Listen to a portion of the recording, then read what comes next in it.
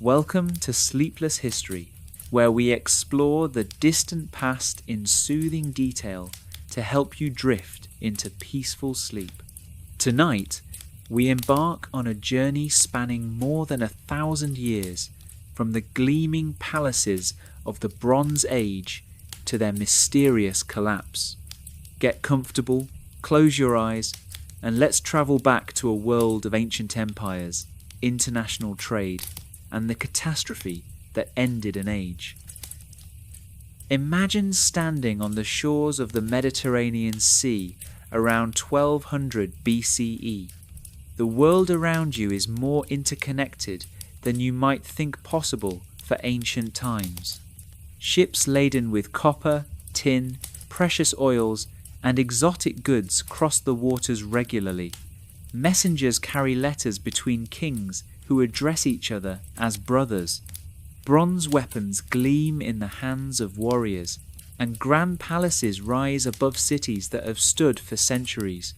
This is the Late Bronze Age, a period of unprecedented prosperity and international cooperation. But within a few short decades, nearly all of it will vanish. Palaces will burn, cities will be abandoned. Writing systems will be forgotten. Trade networks will collapse, and the Mediterranean world will plunge into a dark age lasting centuries. Tonight, we'll explore how this world came to be, how it flourished, and how it fell. We'll visit the great civilizations of this age: Egypt of the Pharaohs, Mycenaean Greece, the Hittite Empire, the kingdoms of Syria and Canaan, and the mysterious sea peoples who may have delivered the final blow. Along the way, we'll examine the theories about what caused this collapse and why it was so complete and devastating.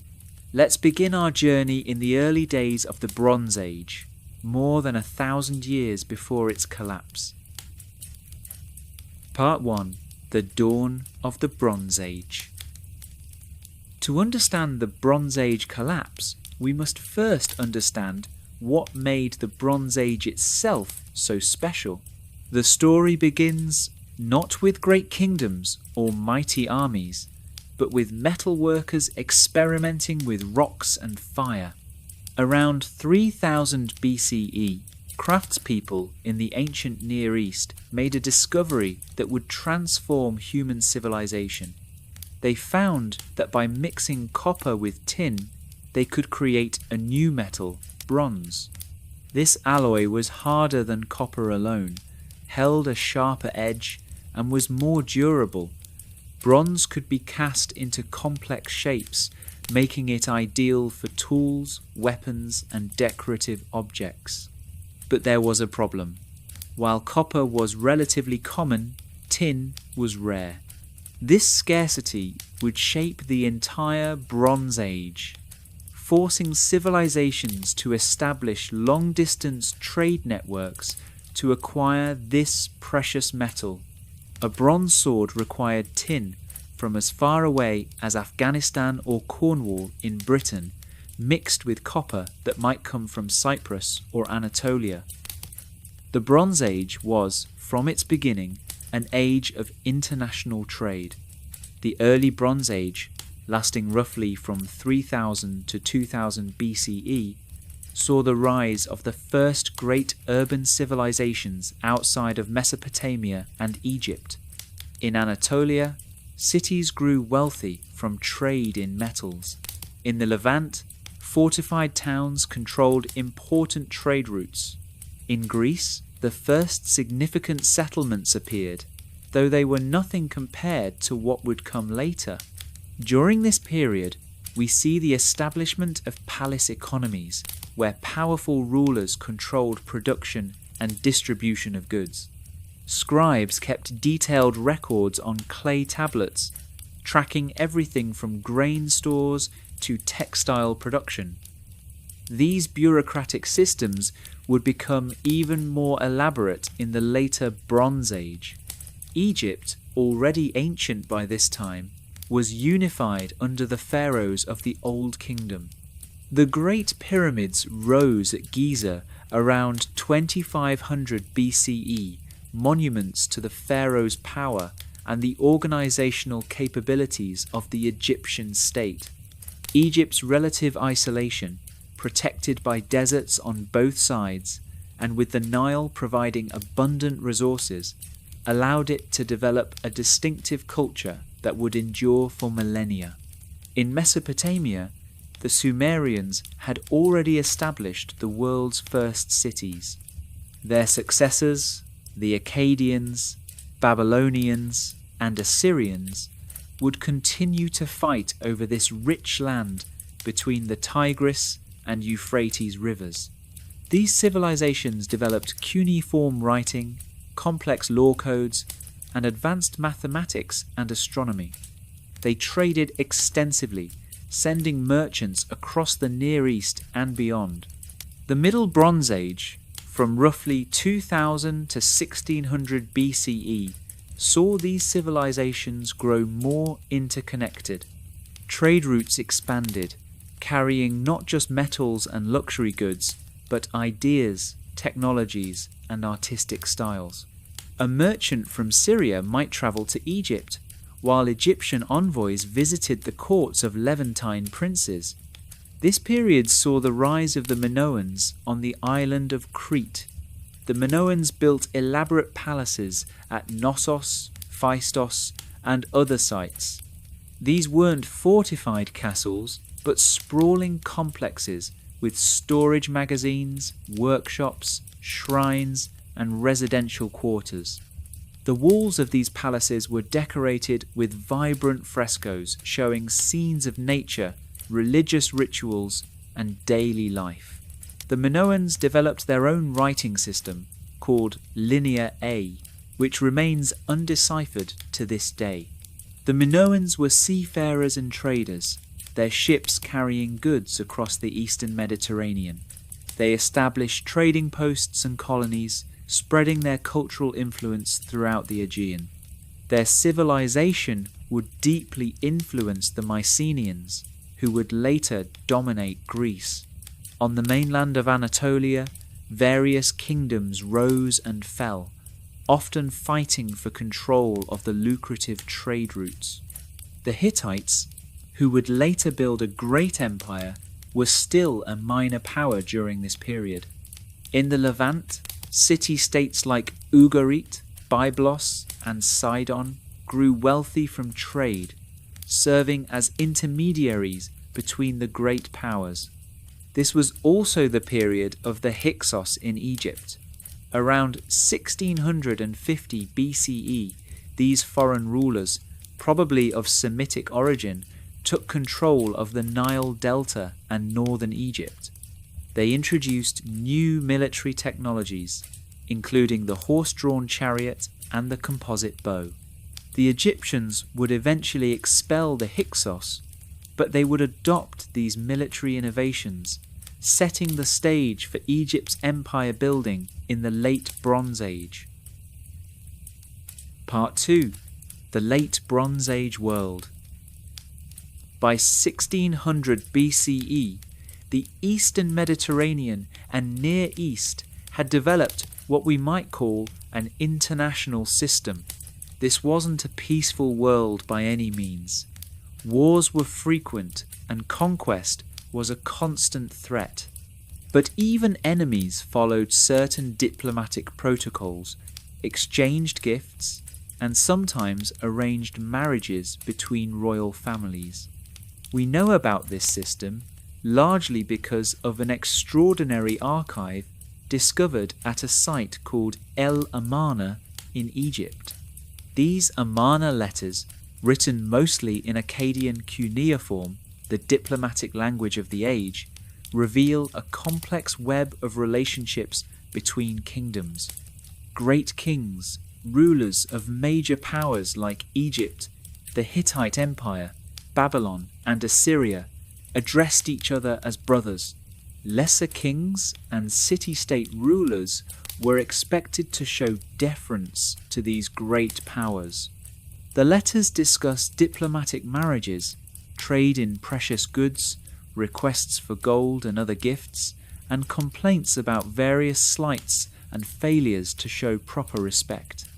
They reveal a world where international relations were personal relationships between kings, where gift exchange was a form of diplomacy, and where reputation and honour were paramount. One letter from the Hittite king complains that the Egyptian pharaoh hasn't sent enough gold. Another from a Babylonian king protests that the Egyptian princess sent to marry him wasn't actually of royal blood. A Cypriot ruler boasts about the amount of copper he's sending to Egypt. Throughout these letters, we see kings negotiating, complaining, boasting, and maintaining the delicate balance of power that kept this system functioning. Let's examine each of the major powers of the Late Bronze Age, starting with the most ancient and enduring, Egypt. By the Late Bronze Age, Egypt was already ancient, with a continuous tradition stretching back more than 1,000 years. The New Kingdom, as this period is called, began around 1550 BCE with the expulsion of the Hyksos, and would last until around 1070 BCE. The New Kingdom pharaohs were empire builders. Thutmose III, sometimes called the Napoleon of ancient Egypt, campaigned extensively in the Levant and Syria, establishing Egyptian control over these wealthy regions.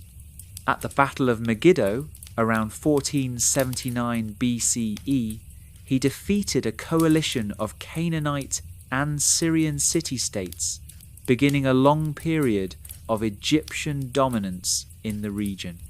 Egypt's empire required constant maintenance. Rebellious cities needed to be brought back into line.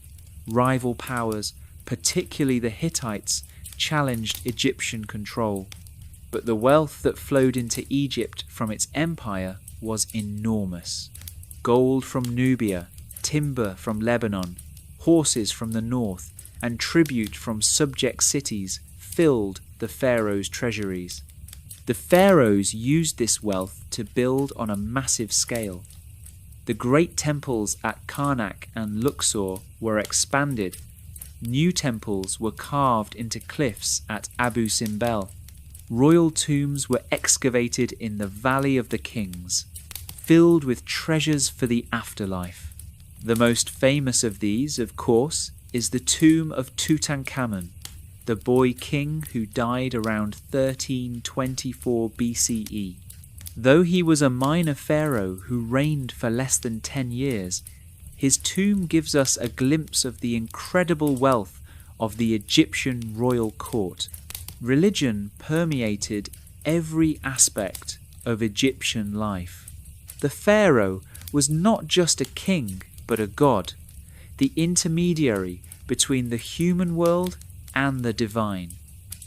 The gods were intimately involved in the functioning of the state. Massive temples, maintained by thousands of priests and workers, performed daily rituals to keep the gods satisfied and ensure the continued prosperity of Egypt.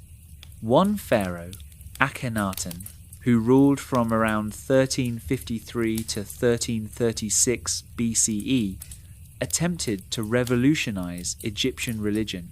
He promoted the worship of a single god, the Aten or sun disk, and downplayed or suppressed the traditional gods. He moved the capital to a new city, Akhetaten, modern Tel El Amarna. After his death, his successors, including Tutankhamun, restored the old religious order and tried to erase Akhenaten from history. Egypt's strength came from its geography and resources. The Nile flooded predictably every year, depositing rich soil along its banks and allowing for abundant agriculture. The deserts on either side protected Egypt from invasion. Gold came from Nubia to the south. Egypt was largely self-sufficient, needing to import relatively little except timber, tin for bronze, and luxury goods. This isolation and self-sufficiency would help Egypt survive the Bronze Age collapse better than most civilizations, though it too would suffer greatly. In the Anatolian heartland, centered in what is now central Turkey, the Hittites built an empire that would rival Egypt.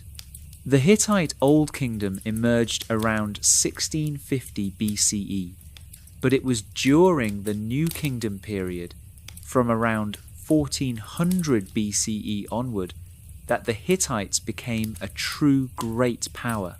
The Hittites' capital was Hattusa, a massive fortified city located in a defensible position in the Anatolian highlands.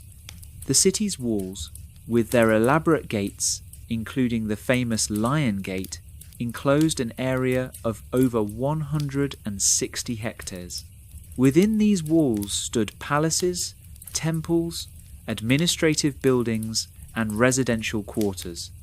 Archives at Hattusa have yielded thousands of clay tablets written in Hittite cuneiform that tell us about Hittite history, religion, law, and diplomacy. The Hittites were master metallurgists and may have been among the first to develop ironworking on a significant scale. Though iron wouldn't replace bronze as the primary metal for weapons and tools until after the Bronze Age collapse, they were also formidable warriors, feared for their chariot forces. Hittite chariots, heavier than those used by other powers, carried 3 men instead of 2, a driver, a warrior with spear and sword, and a shield bearer. The Hittite Empire was a collection of vassal states, bound to the Hittite great king through treaties. These treaties, carefully preserved in the archives, bound lesser kings to provide military support, pay tribute, and maintain loyalty to the great king. In return, the great king protected his vassals and confirmed them in their positions. The Hittites were generally pragmatic rulers, allowing vassal states considerable autonomy as long as they remained loyal and met their obligations. The Hittites' great rival was Egypt, and the two powers fought over control of Syria and the Levant. The most famous battle of the Bronze Age, the Battle of Kadesh, fought around 1274 BCE, saw the Hittite king Muwatalli II face off against the Egyptian pharaoh Ramesses II. Both sides claimed victory at Kadesh. The Egyptian version, proclaimed in monumental inscriptions on temple walls, presented the battle as a great triumph for Ramesses, who personally saved his army from defeat. The Hittite version, known from their archives, suggests they won the day and forced the Egyptians to retreat. The truth is probably that the battle was inconclusive, with heavy losses on both sides and no clear victor. What matters more than the battle's outcome is what came after. About 16 years later, in 1258 BCE, the Hittites and Egyptians signed a peace treaty, the oldest surviving peace treaty in history. Copies were made in both Egyptian hieroglyphs and Hittite cuneiform. The treaty established peace between the two powers, divided their spheres of influence, and included provisions for mutual defense and the extradition of fugitives. To seal the peace, Ramesses married a Hittite princess. This treaty held for the rest of the Bronze Age. Egypt and Hatti, as the Hittite kingdom was known, maintained generally peaceful relations, exchanging diplomatic correspondence and gifts. This peace freed both powers to deal with other threats. Egypt focused on maintaining control of its empire and dealing with the Libyans to the west, while the Hittites faced threats from Assyria to the east and various problems in their Anatolian heartland and in their western territories. The Hittites practiced a unique form of royal succession. Rather than automatically passing to the oldest son, the throne could pass to other relatives if the king deemed his son unworthy, or if the nobles rejected the heir. This sometimes led to succession crises and conflicts within the royal family, weakening the kingdom at critical moments. Hittite religion was complex, incorporating deities from many of the peoples under Hittite rule. The Hittites called themselves the people of 1,000 gods. Major deities included the storm god Teshub, the sun goddess of Arina, and many others. Religion and state were intertwined, with the king serving as the chief priest and responsible for maintaining the god's favour. While Egypt and Hatti dominated the eastern Mediterranean, a new power was rising in Greece. The Mycenaean civilization, named after the site of Mycenae in the Peloponnese, emerged around 1600 BCE and reached its height in the 13th century BCE. The Mycenaeans were heavily influenced by the Minoans, adopting and adapting many aspects of Minoan culture. Around 1450 BCE, for reasons still debated, Minoan civilization collapsed. Whether through conquest, natural disaster, or internal collapse, Minoan palaces were destroyed and never fully recovered.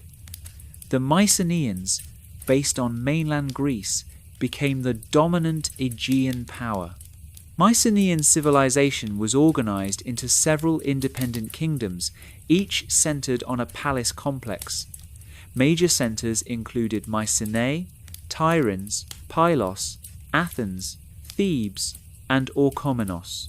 These weren't city-states in the later Greek sense, but kingdoms ruled by a wainax, or king, from his palace.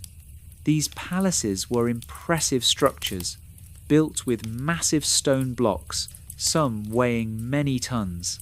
The citadel of Mycenae, with its famous Lion Gate, sat on a hilltop dominating the surrounding plain. Its walls, built of stones so large that later Greeks believed only giants could have built them, enclosed the palace and administrative buildings. The rulers were buried in elaborate tombs, including the spectacular beehive-shaped Tholos tombs, the largest of which is the so-called Treasury of Atreus. The Mycenaeans developed their own writing system, Linear B, adapted from the still undeciphered Minoan Linear A. Linear B was deciphered in 1952 by Michael Ventris, revealing that it was an early form of Greek. The Linear B tablets found at various palace sites are mostly administrative records, inventories of goods, records of workers, lists of offerings to gods, and tallies of weapons and chariots.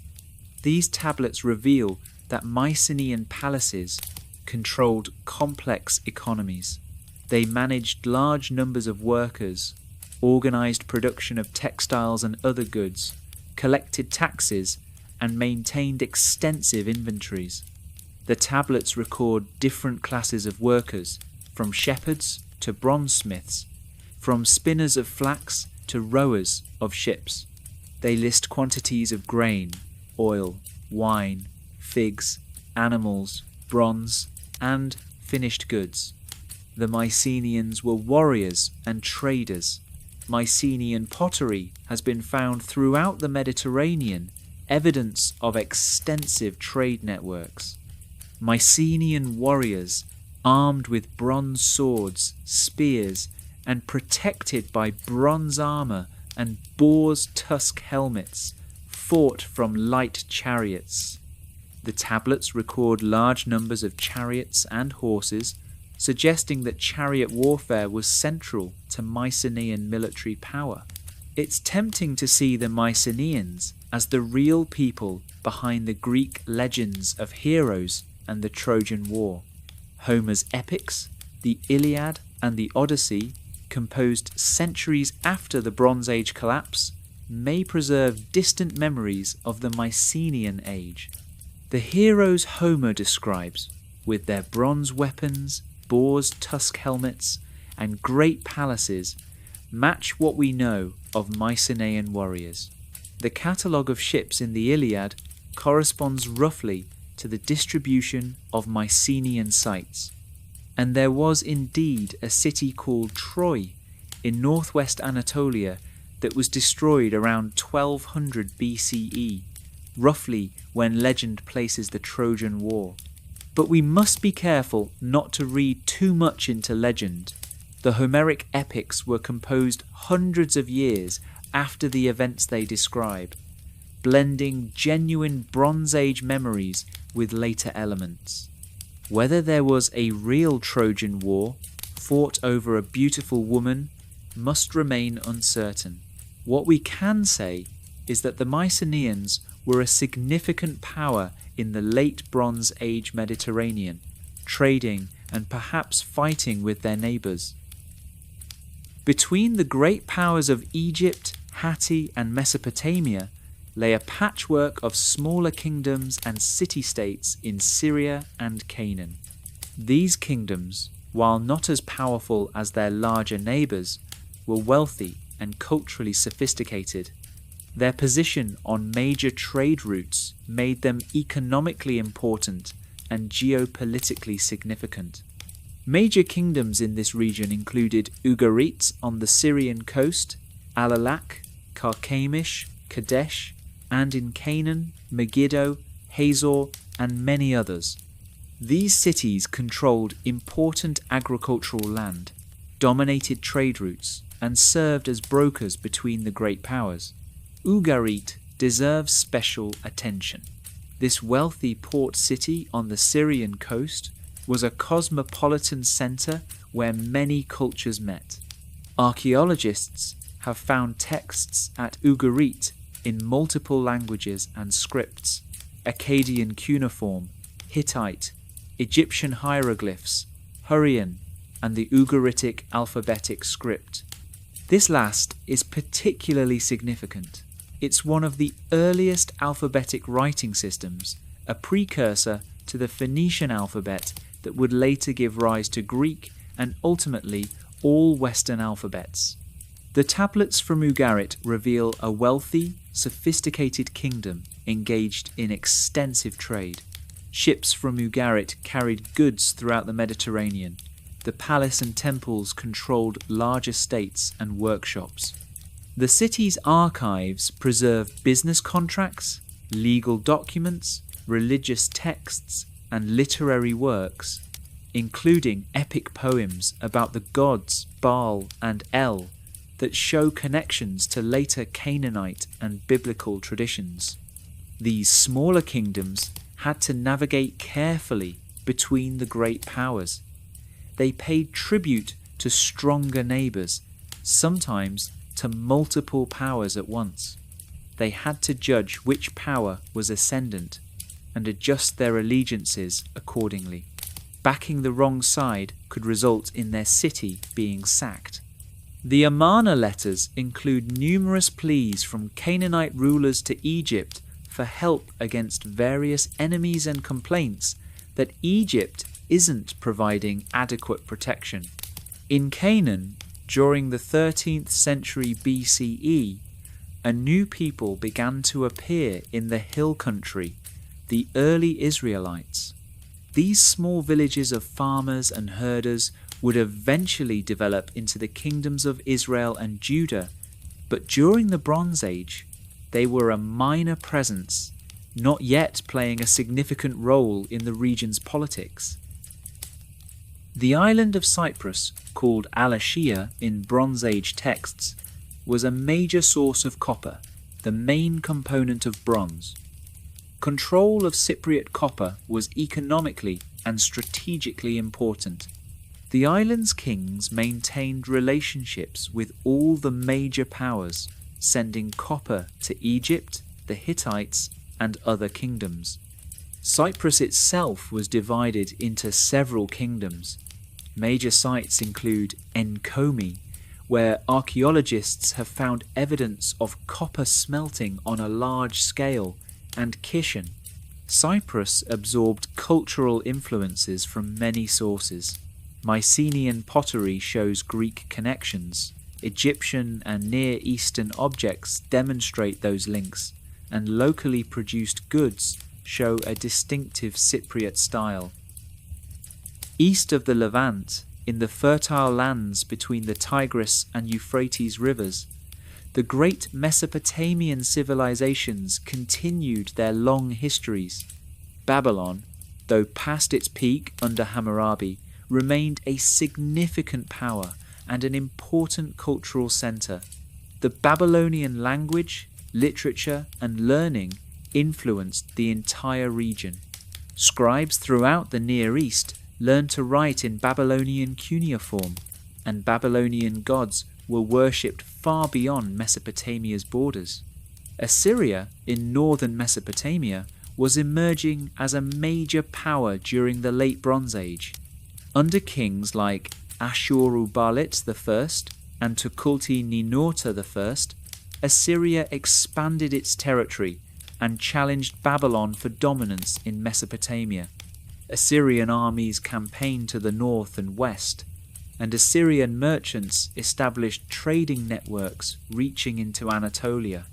The Middle Assyrian period, roughly from 1400 to 1100 BCE, saw Assyria develop the military and administrative systems that would later make it the dominant power in the Near East.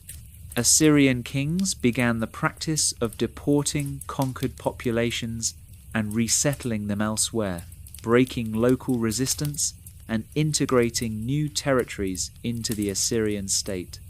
But during the Late Bronze Age, Assyria was still constrained by powerful neighbors and internal challenges.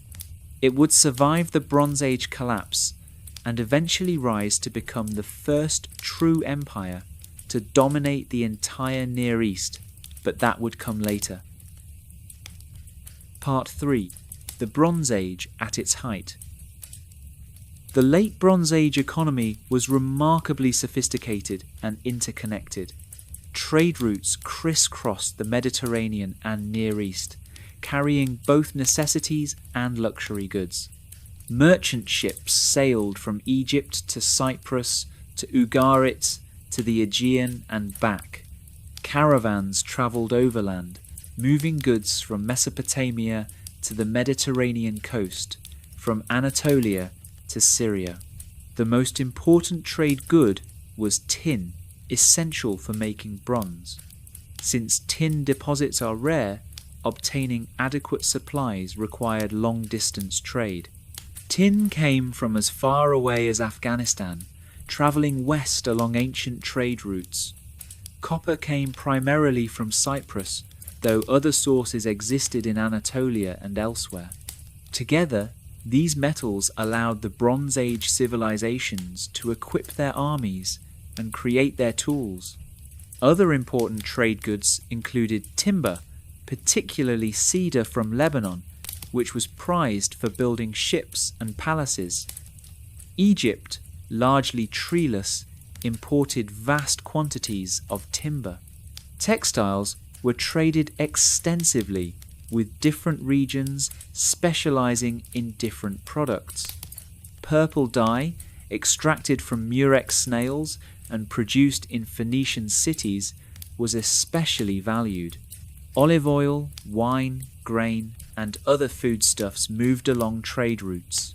Luxury goods like ivory, gold, silver, precious stones, and exotic woods travelled between royal courts as gifts and trade items. Perhaps the most spectacular evidence of this trade comes from shipwrecks. The Uluburun shipwreck, discovered off the southern coast of Turkey and dated to around 1300 BCE, carried an astonishing cargo. The ship held 10 tons of copper ingots from Cyprus, 1 ton of tin ingots, glass ingots from Egypt, ebony wood from Africa, ivory tusks, ostrich eggs, hippopotamus teeth, tortoise shells, weapons, tools, jewellery, seals from multiple kingdoms, and personal items from crew members of various nationalities. This single ship represents the interconnected world of the Late Bronze Age in microcosm. Goods from across the known world travelling on a merchant vessel that would likely have visited multiple ports on its voyage. Trade wasn't just conducted by independent merchants. Palaces and temples controlled much of the economy. Royal merchants carried goods on behalf of the king. Diplomatic gifts between rulers often included valuable trade goods, blurring the line between trade and diplomacy. The palace economies of the Bronze Age concentrated wealth and power in the hands of rulers and bureaucracies, creating impressive but potentially fragile systems. War was a constant in the Bronze Age, but it followed certain patterns. Campaigns were seasonal, typically conducted in summer when travel was easier and crops had been harvested.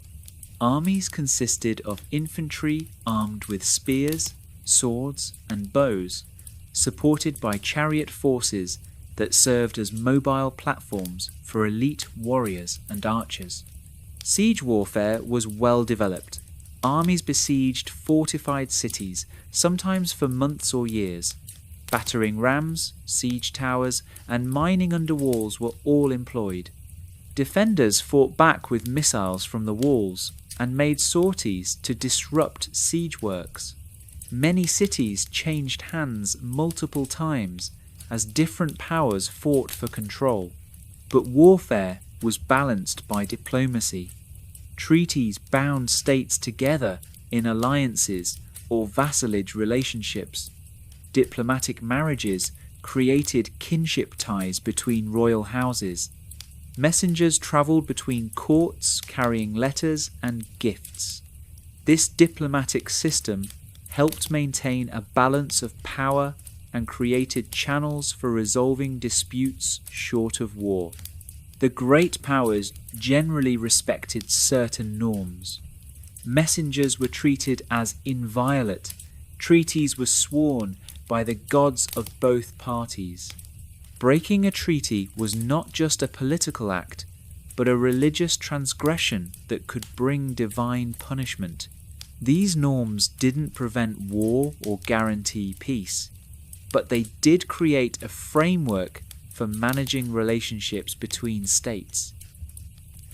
The Late Bronze Age was a period of cultural flowering.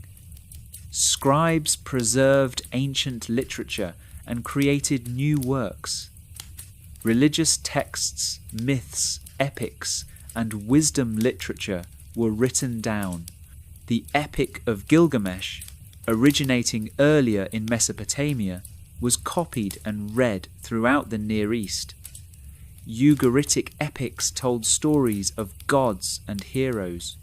Egyptian scribes composed hymns, love poems, and instruction texts. Art and architecture reached high levels of sophistication. Egyptian temples and tombs were decorated with elaborate paintings and reliefs. Mycenaean palaces had frescoes showing religious rituals, nature scenes, and daily life. Hittite rock reliefs depicted kings and gods. Cylinder seals, carved with intricate scenes, were used to mark documents and show ownership. Technology advanced in various fields.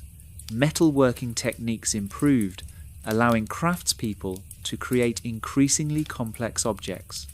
Glassmaking, which began earlier, became more sophisticated with the production of glass vessels and decorative objects.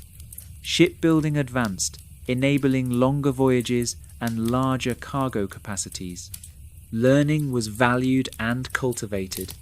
Scribal schools trained young men and a few women in the complex art of writing. Students learned cuneiform or hieroglyphs, studied mathematics and accounting, and read classical literature. scribes held important positions in palace and temple bureaucracies. They were the record keepers, the diplomats, the administrators who made the complex Bronze Age states function. But this learning was restricted to a tiny elite. The vast majority of people were illiterate farmers, herders, craftspeople, and labourers. They lived lives we know little about, leaving few traces in the archaeological record. The palaces and temples dominated the economy and society, but beneath this level was a whole world of ordinary people whose labour supported the entire system. Religion permeated Bronze Age life. The gods were real, active presences who intervened in human affairs. They needed to be propitiated with offerings and rituals. Temples were not just places of worship, but economic institutions, owning land, employing workers, and engaging in trade. Each civilization had its own pantheon of gods, though there was considerable overlap and syncretism. The Egyptians had Ra, the sun god, Osiris, god of the underworld, Isis, the great mother goddess, and many others. The Hittites worshipped the storm god, the sun goddess, and hundreds of local deities. The Mesopotamians had Anu, Enlil, Ishtar, Marduk, and countless others. Mycenaean tablets mention gods who would be familiar to later Greeks: Zeus, Hera, Poseidon, Athena, Artemis, and Dionysus. Kings had special relationships with the gods. The Egyptian pharaoh was himself divine. The Hittite king was the god's earthly representative and high priest. Mesopotamian kings were appointed by the gods to rule on their behalf. Divine favour legitimized rule, and maintaining the god's goodwill through proper rituals and offerings was a central royal responsibility. Divination, the practice of determining the god's will through omens, was widespread. Babylonian priests read omens in the livers of sacrificed animals, the patterns of oil on water, the movements of stars and planets. Hittite texts describe elaborate divination rituals. Egyptians consulted oracles. Before major decisions, rulers sought divine guidance. The afterlife was a concern for all Bronze Age peoples, though conceptions differed. Egyptians believed in a complex afterlife, where, if one passed various tests and knew the proper spells, one could enjoy eternal life in the field of reeds.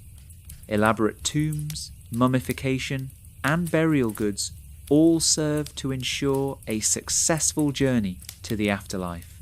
Other cultures had less optimistic views, seeing the afterlife as a shadowy existence in an underworld, a pale imitation of earthly life. Part 4. Signs of Trouble. By 1300 BCE, the Late Bronze Age international system had existed for centuries. The great powers had learned to coexist, managing their rivalries through diplomacy as much as war. Trade flourished. Cities grew. Art and literature were produced at a high level. To a casual observer, the Bronze Age civilization might have seemed secure and enduring, but beneath the surface, problems were accumulating.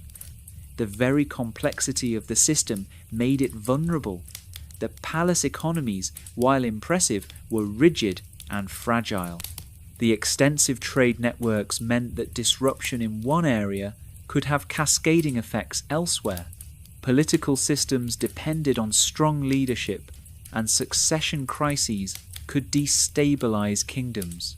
And outside the Bronze Age world, peoples were on the move, pressured by their own problems, and perhaps tempted by the wealth of the civilized world. The 13th century BCE saw increasing signs of stress. In Egypt, Ramesses II, who reigned for 67 years from 1279 to 1213 BCE, managed to hold the empire together and maintain Egypt's power. But his exceptionally long reign created its own problems. He outlived many of his sons, and when he finally died at around 90 years of age, his 13th son, Merneptah, already elderly, succeeded him. Merneptah faced immediate challenges. Libyan tribes from the west, pressured by drought and attracted by Egypt's wealth, attacked the Nile Delta in 1220 BCE. Accompanying the Libyans were groups described in Egyptian texts as foreign peoples from the sea and islands. Merneptah defeated this invasion, claiming to have killed more than 6,000 of the enemy, but the attack foreshadowed greater troubles to come. In Anatolia, the Hittite Empire faced multiple problems. The last great Hittite king, Tudhaliya IV, who ruled from roughly 1237 to around 1209 BCE, struggled to maintain control over his empire. Vassal states in the west and south rebelled. Assyria challenged Hittite control in Syria. Internal succession disputes weakened the royal authority. Climate data suggests that the eastern Mediterranean experienced a significant drought in the late 13th century BCE. Pollen samples show forest decline, indicating drier conditions. Letters from this period mention food shortages. One letter from the Hittite king to an Egyptian pharaoh requests grain shipments to relieve famine. Another letter from a Hittite official urgently requests grain, saying it's a matter of life and death. Drought would have had cascading effects. Agricultural productivity would decline, leading to food shortages. Famine could trigger unrest and migration. Pastoral nomads, their grazing lands failing, might move into settled areas, creating conflict. Trade might be disrupted as resources became scarcer, and the palace economies, dependent on agricultural surplus, would have been particularly vulnerable. But drought alone can't explain what was about to happen. Civilizations had survived droughts before. The Bronze Age collapse wasn't just a crisis, it was a catastrophe that destroyed nearly the entire system. One of the most mysterious and debated aspects of the Bronze Age collapse is the role of the Sea Peoples. Egyptian texts from the reigns of Merneptah and Ramesses III mention attacks by coalitions of foreign peoples. These groups are named in Egyptian hieroglyphs, and scholars have attempted to identify them with varying degrees of certainty. Some of these groups include the Peleset, possibly the Philistines, who would later settle in coastal Canaan, the Jekka, the Shekelesh, perhaps from Sicily, the Denyen, may be related to the Danaans mentioned by Homer, the Weshesh, and others. These names have sparked endless speculation about origins and identities, but much remains uncertain.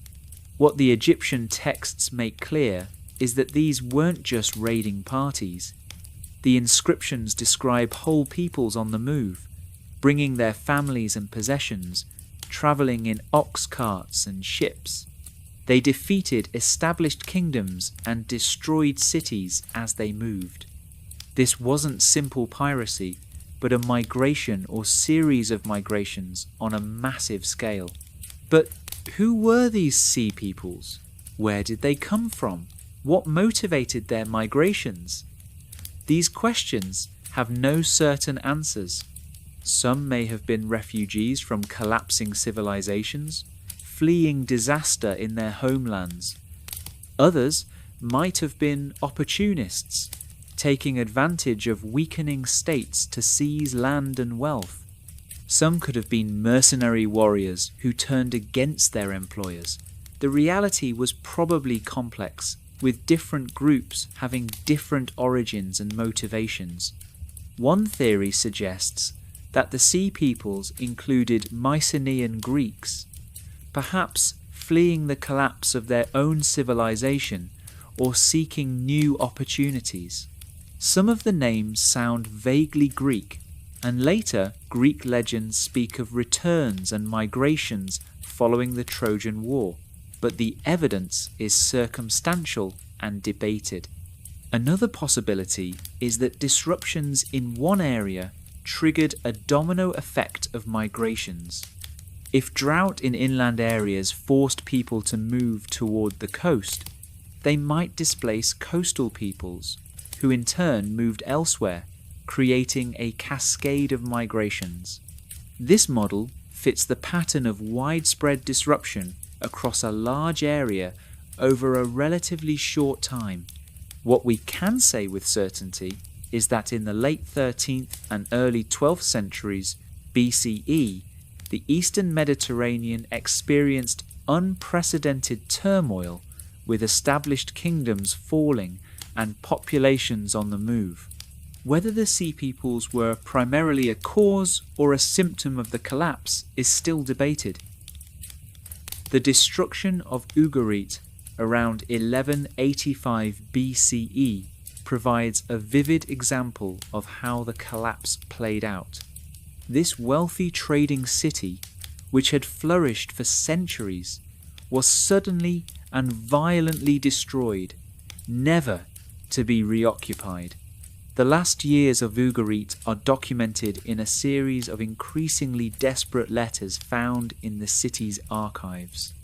These letters, carbonized by the fire that destroyed the city, have been preserved for more than 3,000 years, giving us a haunting glimpse into the final days of a doomed civilization. One letter from the king of Ugarit to the king of Alashia, Cyprus, reports that enemy ships have been sighted offshore and some towns have been burned. The king writes that his forces are deployed in the Hittite lands, helping the Hittite king, and his ships are in Lycia, also on Hittite business. He has 7 ships at home. He asks where the enemy forces are and requests information and assistance. Another letter, possibly from the same correspondence, has the official in Cyprus responding. He seems surprised that the king doesn't know where the enemy is. He writes that ships of the enemy have been attacking coastal towns, that some cities have been burned, and that the Ugaritic forces should be on alert. A final letter from Eshuara, the Hittite viceroy in Carchemish, to the king of Ugarit addresses reports of enemy ships. Eshuara seems skeptical about the threat initially, but then acknowledges that enemy forces have been sighted. He tells the king of Ugarit to be on guard and to send back any information about the enemy's movements. These letters break off. The correspondence ends. Archaeological evidence shows what happened next. Ugarit was attacked and burned. The destruction was complete and violent. The palace, temples, and houses were burnt. Bodies of victims have been found in the ruins. The city was abandoned and never reoccupied. A civilization that had lasted for centuries ended in fire and death. The destruction of Ugarit was not unique. Across the Bronze Age world, cities fell in the late 13th and early 12th centuries BCE. Hattusa, the Hittite capital, was abandoned around 1195 BCE. Whether it was destroyed by enemies or deliberately evacuated and burnt by its own people is unclear, but the result was the same: the end of the Hittite Empire. Mycenaean palaces across Greece were destroyed around this time, most between 1220 and 1190 BCE. Pylos, Thebes, Mycenae, Tiryns, and others all fell, marking the end of Mycenaean civilization.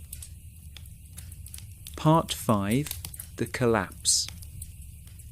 Around 1200 BCE, destruction swept across the eastern Mediterranean and Near East.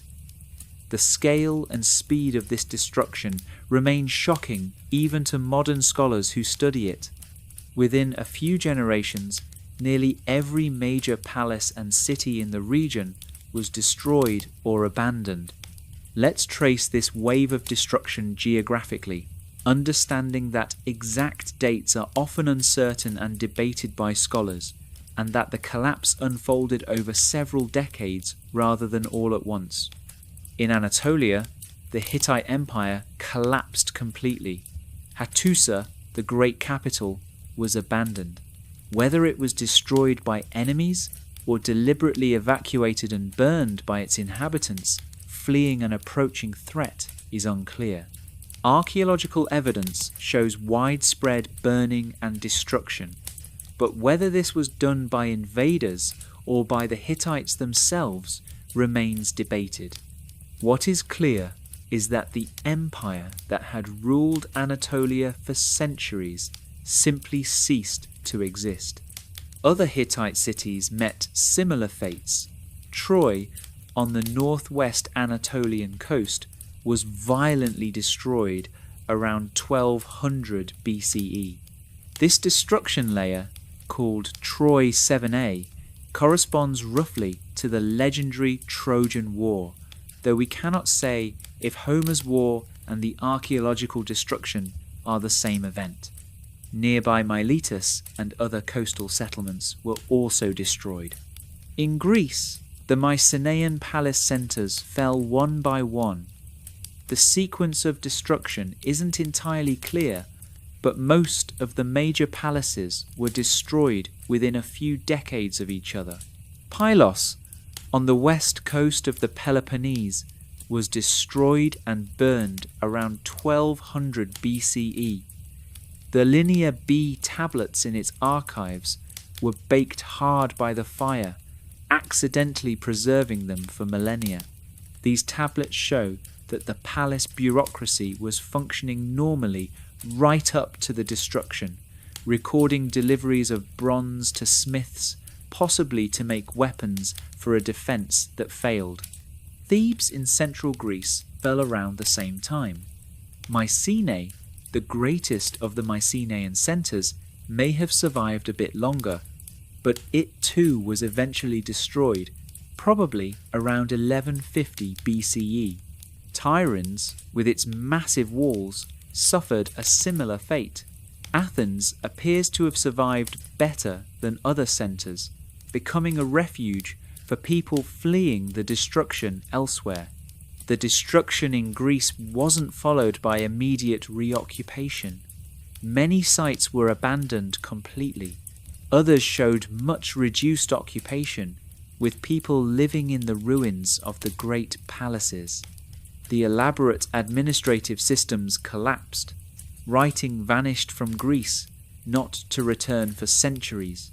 This began Greece's Dark Age, a period of poverty and isolation that would last for roughly 400 years.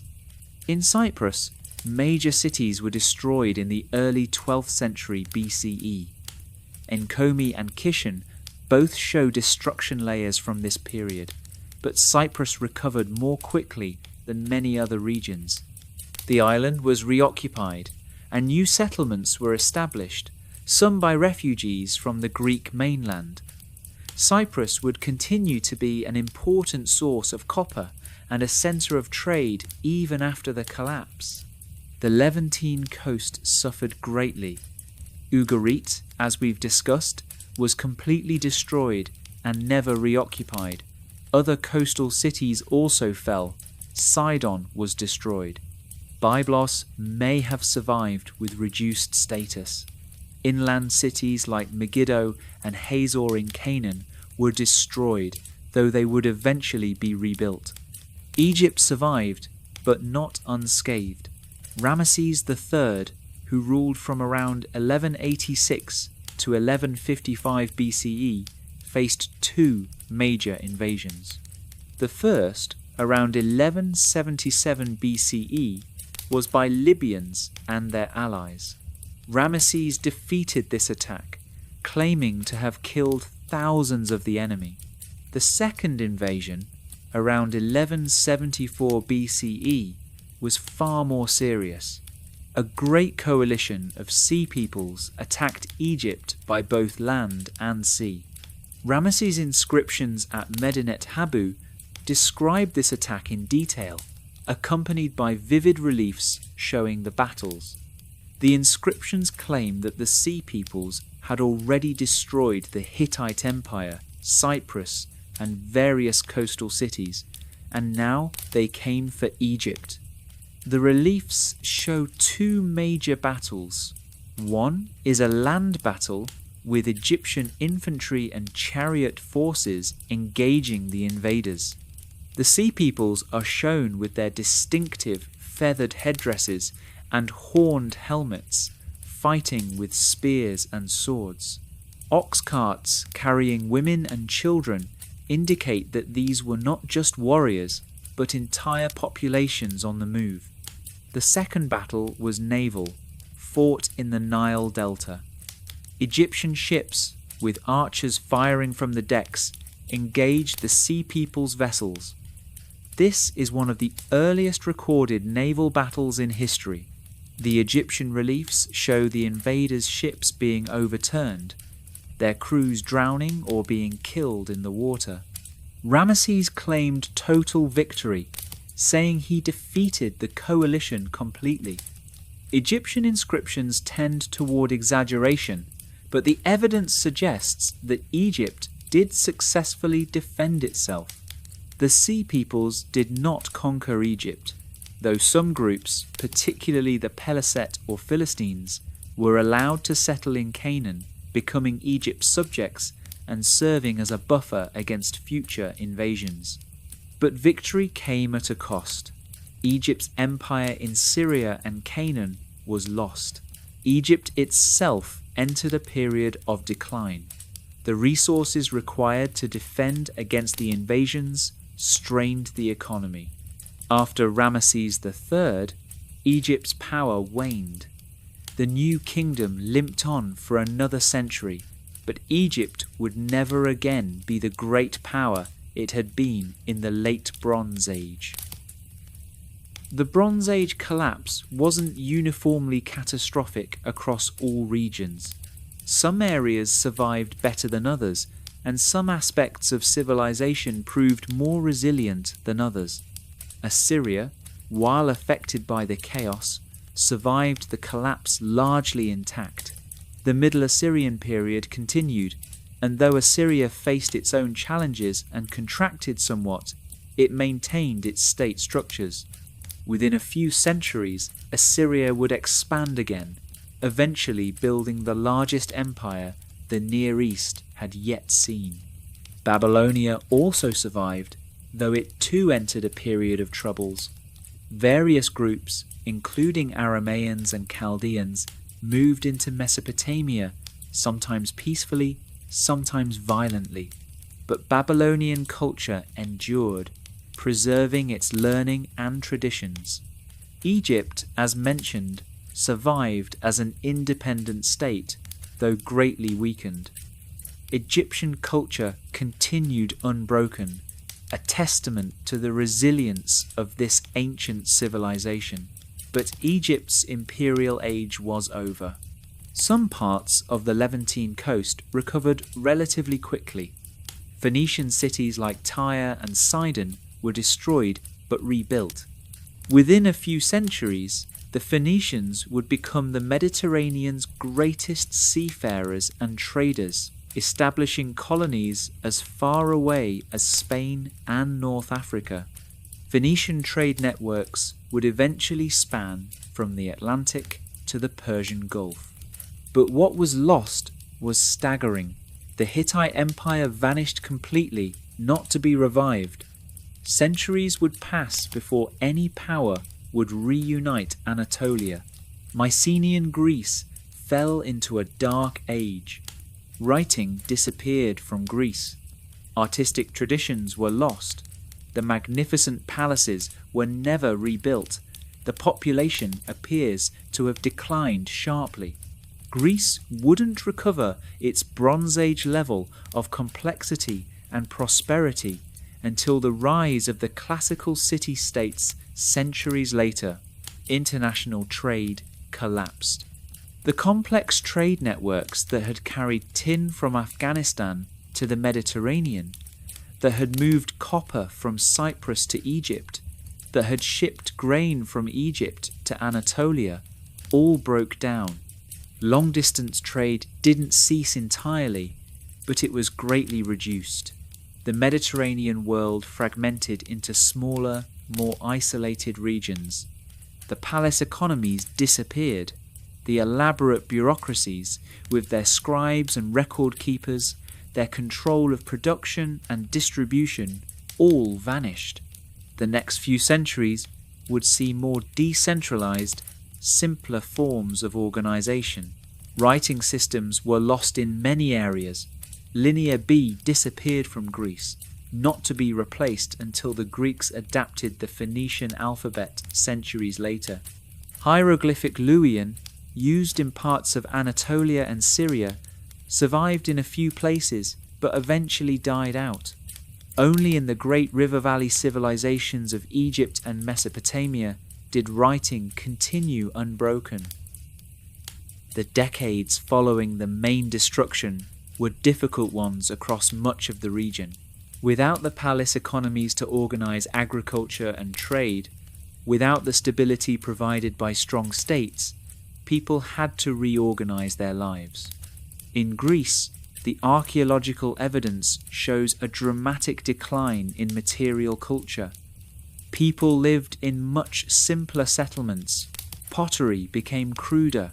Metalwork became less sophisticated. The population seems to have declined significantly, with many formerly inhabited areas showing no signs of occupation. The great Mycenaean citadels lay in ruins, occasionally occupied by squatters living among the rubble. Trade didn't cease entirely, but it was drastically reduced. Some luxury items continued to circulate, showing that some contact between regions continued. But the volume and regularity of trade were nothing compared to the Bronze Age. Many regions became more isolated and self-sufficient by necessity. Refugees from the collapsing Bronze Age world migrated to less affected areas. Cyprus received refugees from the Aegean and Anatolia. The Philistines settled in coastal Canaan, bringing with them elements of Aegean culture. Their distinctive pottery shows connections to Mycenaean styles, and they may have been among the sea peoples who attacked Egypt. In Anatolia, new peoples and powers emerged. The Phrygians established a kingdom in central Anatolia, possibly descendants of peoples who had moved in during the collapse. In the southeast, the Arameans, a Semitic people, established small kingdoms. The Assyrians called the entire region west of Mesopotamia the land of the Arameans. The power vacuum created by the collapse of the great empires allowed smaller groups to assert themselves. In Canaan, after Egyptian control loosened and before any new great power dominated the region, various peoples established small kingdoms. The Philistines on the coast, the Israelites in the central hill country, the Phoenicians on the northern coast, and various other groups carved out their territories. This period, often called the Early Iron Age, saw iron gradually replace bronze as the primary metal for tools and weapons. The collapse of the bronze trade networks may have accelerated this transition as tin became harder to obtain. Iron, while requiring higher temperatures to smelt, was more widely available.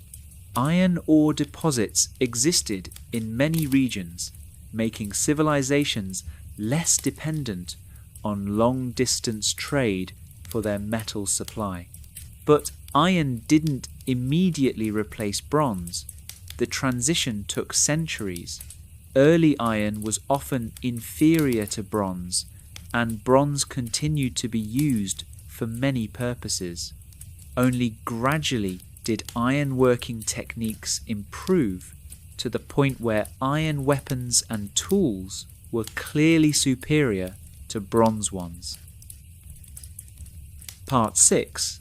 Theories and Explanations. The Earthquake Storm Theory. Scholars have proposed numerous theories to explain the Bronze Age collapse. No single explanation is universally accepted, and most scholars today believe that multiple factors combined to create the catastrophe.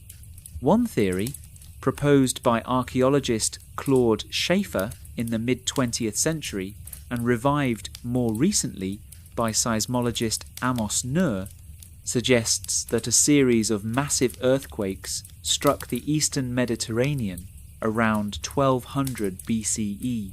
Evidence for destruction by earthquake has been found at various sites. Walls collapsed in certain ways, destruction not associated with burning in some cases, and other signs consistent with seismic activity. The eastern Mediterranean is seismically active, lying along the boundary between tectonic plates. Major earthquakes have struck the region throughout history. Nur suggests that a series of large earthquakes over a few decades, an earthquake storm, could have devastated cities and disrupted the complex Bronze Age systems. Earthquakes alone might not have destroyed civilizations that had experienced earthquakes before, but if earthquakes struck when systems were already stressed, when drought was already causing problems, the additional shock might have been too much. Destroyed cities might not be rebuilt if resources were scarce. Disrupted trade routes might not be re-established if political systems were fragmenting. Critics of the earthquake theory point out that not all destruction shows signs of earthquake damage. Many sites show clear evidence of fire and violent destruction more consistent with human attack than natural disaster, and earthquakes, however devastating, don't explain the broader systemic collapse, the failure to rebuild, or the migrations of peoples. The climate change and drought theory. As mentioned earlier, climate data shows evidence of drought in the late 13th and early 12th centuries BCE. Pollen cores from lake sediments show declines in tree species that need more water and increases in drought-resistant species. This suggests a significant drying period. Drought would have had severe effects on Bronze Age societies. Agriculture would suffer, leading to food shortages and famine. Pastoral nomads would be forced to move their herds, potentially bringing them into conflict with settled populations. Water sources might fail, making some areas uninhabitable. Recent studies have suggested a possible megadrought lasting decades or even longer. Such a prolonged drought would stress even the most resilient societies. The palace economies, dependent on agricultural surplus to feed their bureaucracies, armies, and craftspeople, would be particularly vulnerable. Famine can lead to unrest and migration. Hungry people might attack their neighbours for resources. Governments might lose legitimacy if they can't feed their people. The social contract binding people to rulers might break down. But drought alone doesn't fully explain the collapse. Civilizations had survived droughts before. Egypt, with its reliable Nile floods, should have been buffered against drought, yet it too was attacked and weakened. And drought doesn't explain the specific pattern of destruction. Why were palaces and cities targeted? Why was the destruction so complete in some areas but not others? The systems collapse theory. Some scholars emphasize the complexity and interdependence of Bronze Age civilization. The international system, the palace economies, the trade networks all depended on each other. This created efficiency and prosperity, but also vulnerability. If one part of the system failed, it could trigger failures elsewhere. Disruption of trade could cause shortages of critical materials like tin, crippling bronze production. This would weaken armies, making kingdoms vulnerable to attack. Attacks on trade routes would further disrupt trade, creating a vicious cycle. Political fragmentation would make the situation worse. If kingdoms weakened and fragmented, they couldn't maintain the trade networks and diplomatic systems. Without those systems, recovery became harder. The collapse became self-reinforcing. Historian Robert Drews has argued for a military revolution theory. He suggests that changes in warfare, particularly the development of more effective infantry tactics and weapons, made the Bronze Age chariot armies obsolete. If groups of raiders or invaders developed new military techniques, they might have been able to defeat the established powers despite being less numerous or wealthy. Drews points to changes in weapons and armour in this period, including longer swords better suited for slashing than the shorter stabbing swords of earlier periods, and changes in spearheads.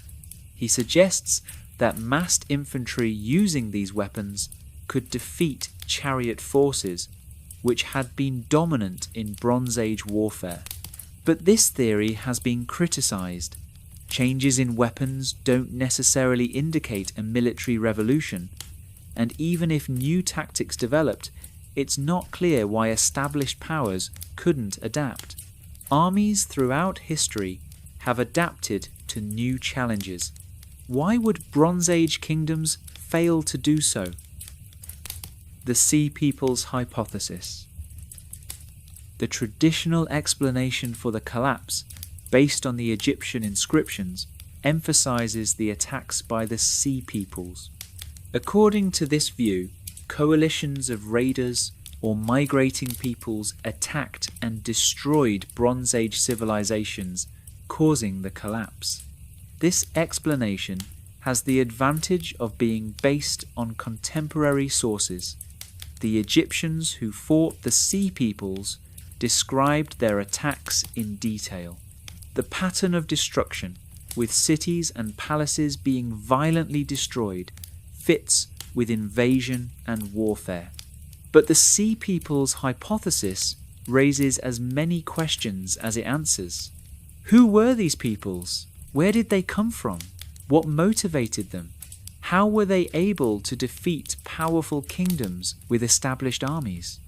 Some scholars have flipped the traditional causation, suggesting that the Sea Peoples were not the primary cause of the collapse, but a symptom. Perhaps they were refugees from collapsing civilizations in the Aegean or elsewhere, fleeing disaster in their homelands. The collapse created the conditions for their migrations, rather than their migrations causing the collapse. This view sees the Sea Peoples as part of a larger pattern of disruption and migration triggered by other factors: drought, famine, earthquakes, or internal political problems.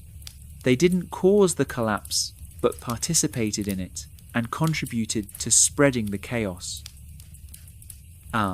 Multi-causal explanation. Most scholars today favour explanations that combine multiple factors. The Bronze Age collapse was likely caused not by a single event or factor, but by a perfect storm of problems that overwhelmed the resilience of Bronze Age societies. Perhaps it happened something like this. A prolonged drought struck the eastern Mediterranean, causing agricultural failures and food shortages. This created famines and displaced populations, particularly pastoral nomads whose grazing lands failed. Earthquakes struck some cities, destroying walls and buildings at a time when resources to rebuild were scarce. These stresses weakened the Bronze Age kingdoms. Trade became more difficult as resources grew scarcer and security declined. Palaces, already strained by drought and famine, found it harder to obtain critical materials like tin. This weakened their ability to equip armies and maintain control. Internal problems multiplied. Succession crises, always a vulnerability in hereditary monarchies, became more common and more severe.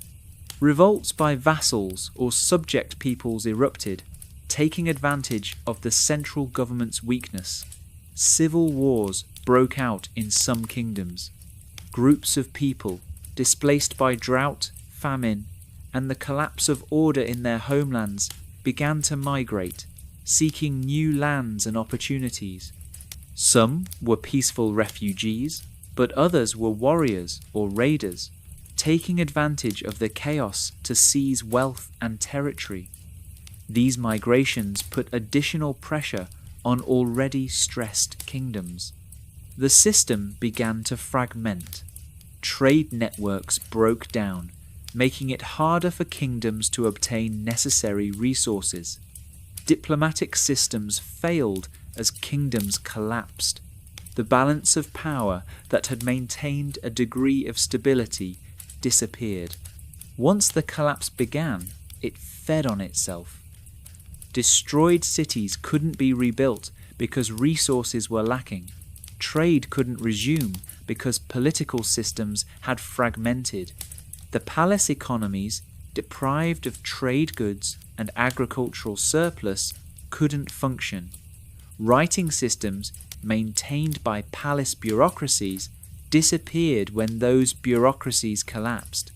The old system was too rigid and too interconnected to partially fail. It was adapted to prosperity and stability, not to rapid change and multiple simultaneous crises. When it failed completely, and there was no going back. Part 7. The Dark Age and Recovery. Nowhere was the collapse more complete or its effects longer lasting than in Greece.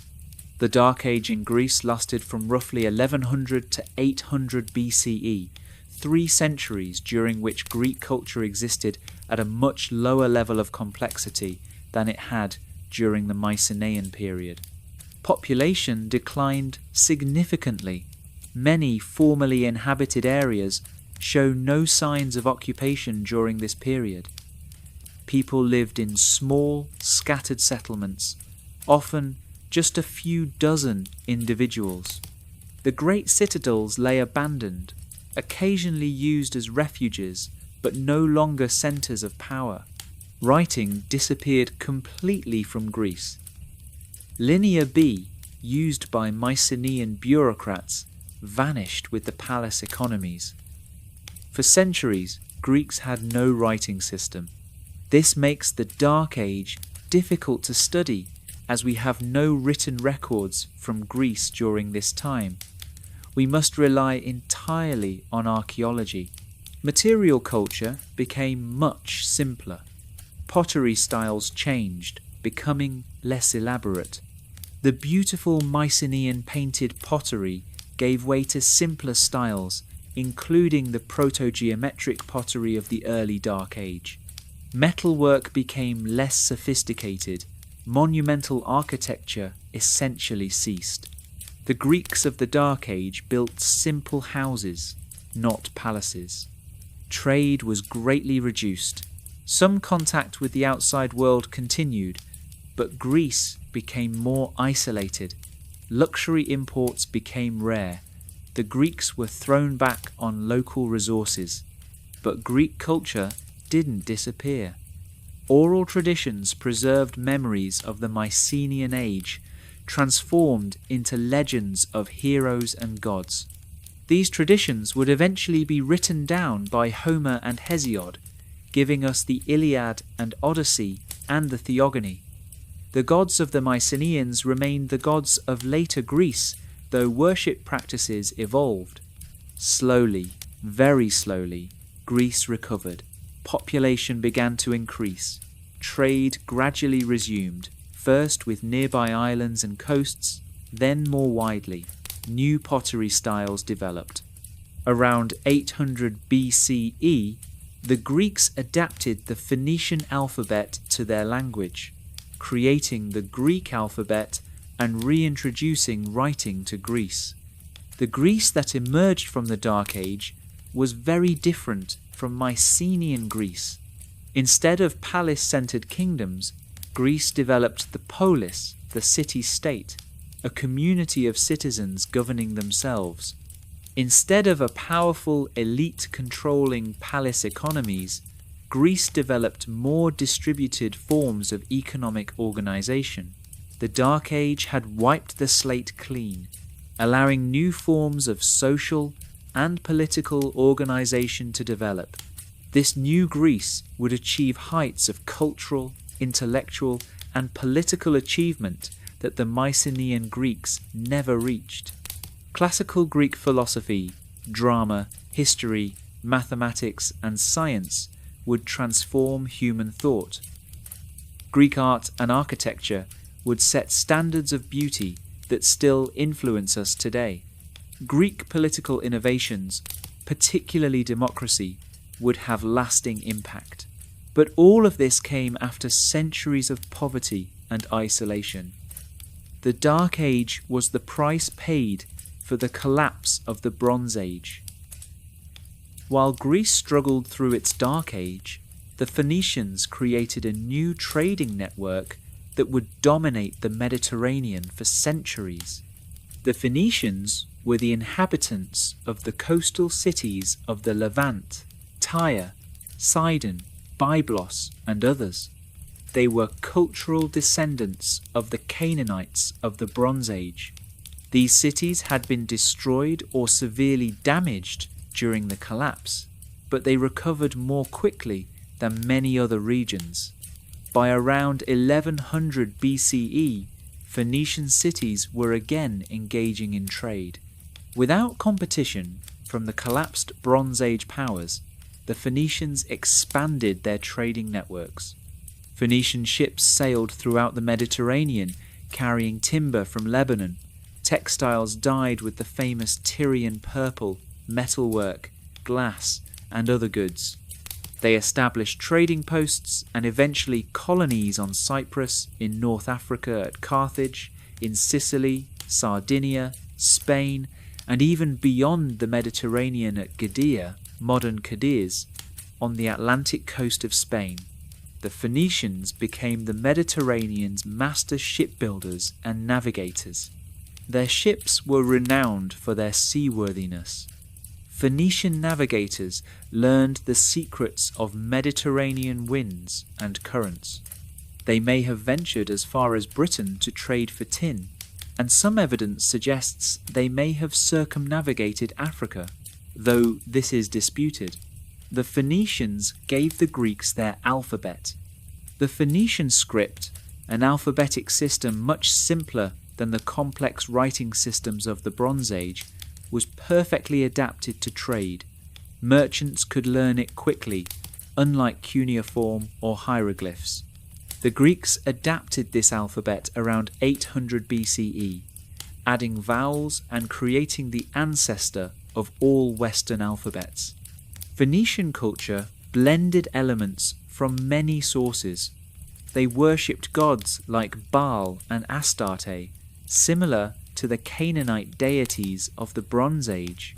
Their art showed influences from Egypt, Mesopotamia, and the Aegean.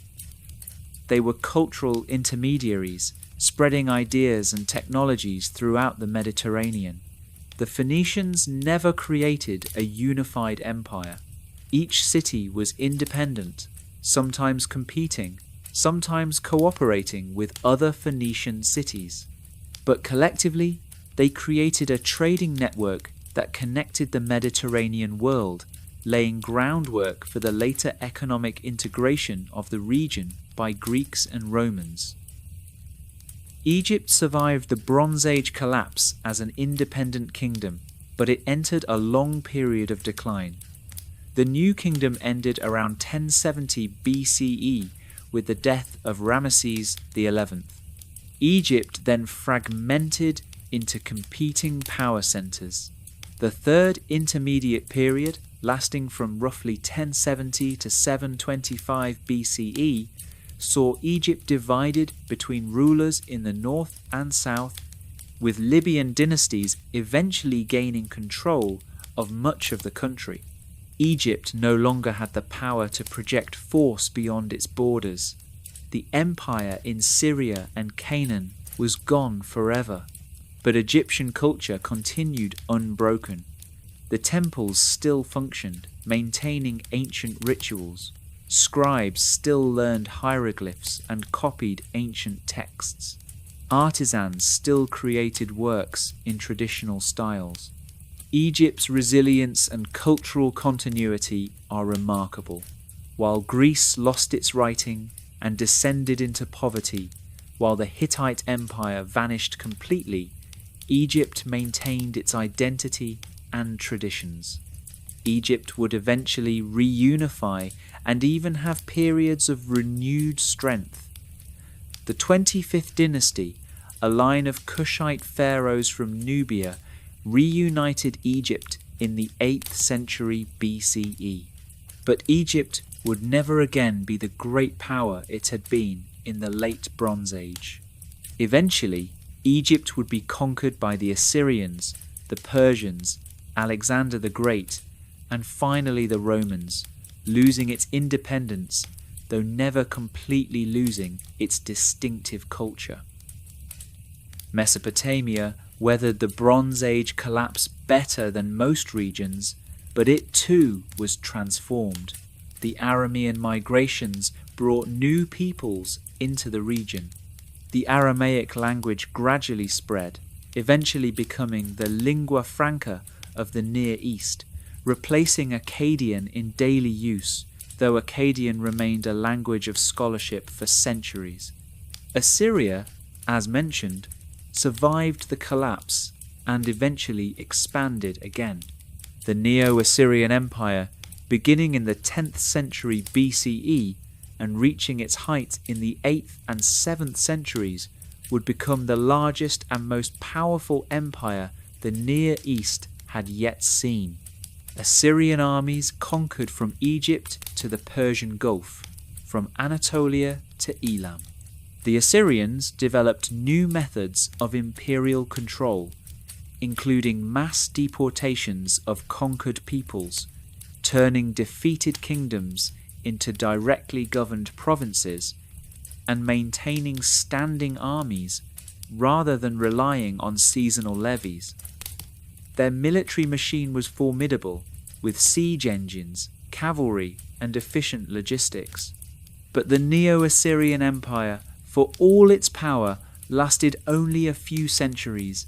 It fell to a coalition of Babylonians and Medes in 612 BCE. The Neo-Babylonian Empire that followed, though powerful, lasted less than a century before falling to the Persians. The Bronze Age collapse had destroyed the old order, but the new order that eventually emerged was in many ways similar. Empires rose and fell.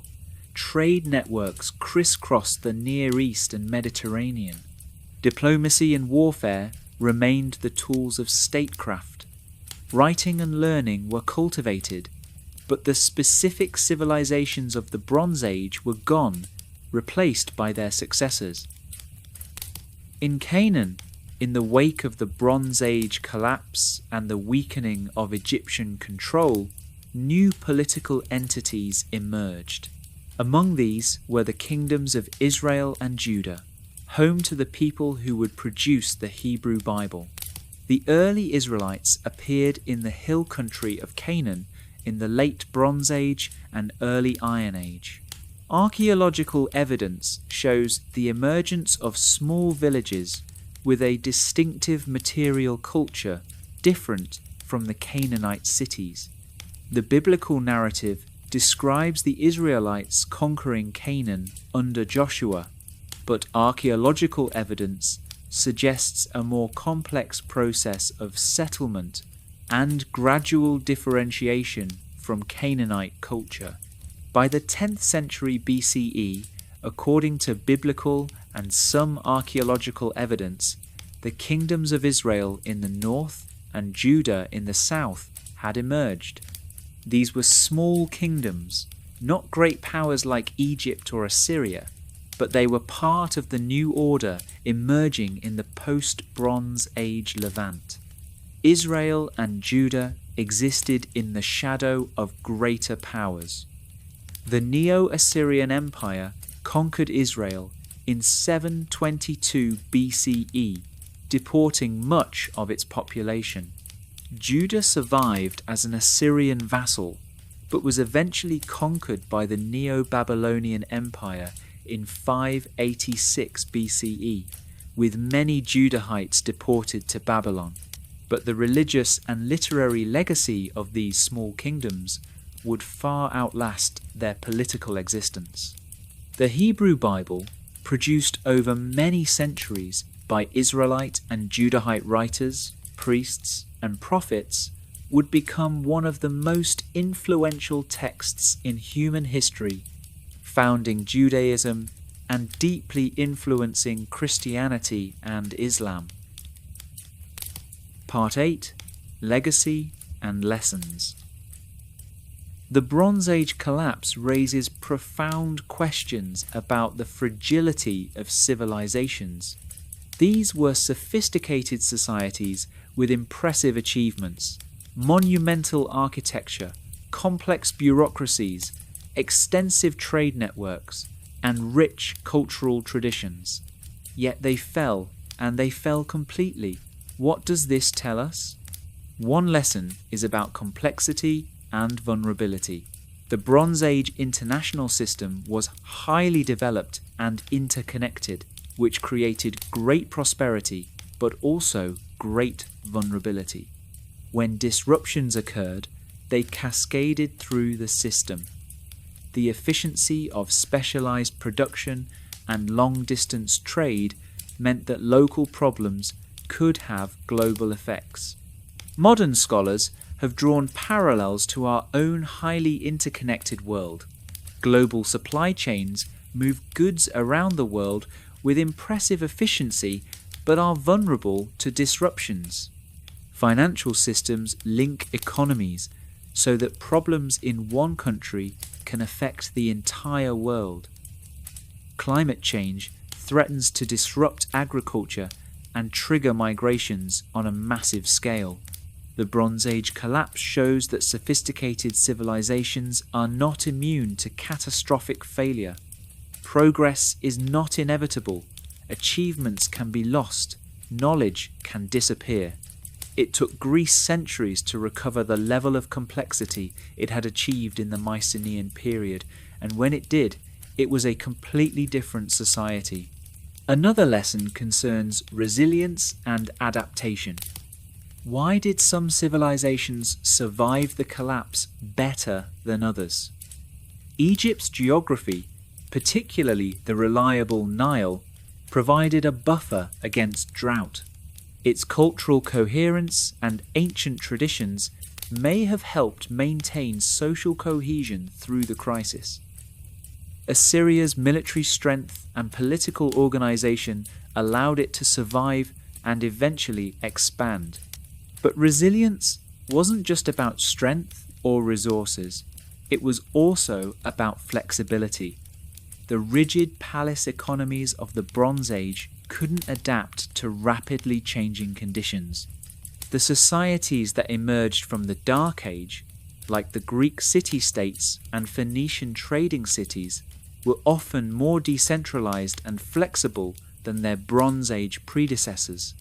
The collapse also demonstrates the importance of multiple factors. No single cause explains the Bronze Age collapse. Drought, earthquakes, migrations, warfare, internal political problems, systems failure, all likely played roles. Complex systems fail in complex ways, and simple explanations are almost always inadequate. Behind the archaeological evidence of burnt palaces and abandoned cities, behind the theories and scholarly debates, were real human beings whose lives were shattered by the collapse. We can try to imagine their experiences, though most left no individual trace in history. Imagine being a farmer in coastal Anatolia around 1200 BCE. You've lived your whole life in the same village, farming land your family has worked for generations. You pay taxes to the distant king and occasionally see his officials when they come to collect tribute or conscript young men for the army. Life is hard but stable and predictable. Then rumours begin to spread. Cities to the north have been destroyed. Enemy fleets have been seen offshore. The king's army has marched away to fight somewhere, and you don't know if they won or lost. Refugees arrive, telling stories of terrible destruction. You try to harvest your crops and hope the trouble will pass by. One day, you see smoke rising from the direction of the nearest city. That night, enemy warriors attack your village. You flee with your family, carrying what little you can. Your home, your farm, everything you've built is left behind. You become a refugee, wandering in search of safety and food, part of the great migrations that destabilized the entire region. Or imagine being a scribe in a Mycenaean palace around 1220 BCE. You've spent years learning to write Linear B, mastering the complex syllabic script. Your work is important. You record the palace's transactions, keep track of the stores, manage the distribution of rations to workers. You're literate in a largely illiterate world, part of a small elite who keep the complex administrative system functioning. Then the palace is attacked. You may die in the fighting or fires. If you survive, you flee, but your skills are now useless. There's no palace economy to administer, no one who needs scribes. The writing system you spent years learning will disappear, lost for more than 3,000 years until modern scholars decipher it. You must learn to survive in a simpler, poorer world where your education counts for nothing. Or perhaps you're a merchant, trading goods across the Mediterranean. You've grown wealthy carrying copper from Cyprus, oil from Syria, pottery from Mycenae. You know the routes, the ports, the languages, the customs. You've built relationships with trading partners in distant cities. You've invested in ships and cargoes. Then the system collapses. Cities you've traded with for years are destroyed.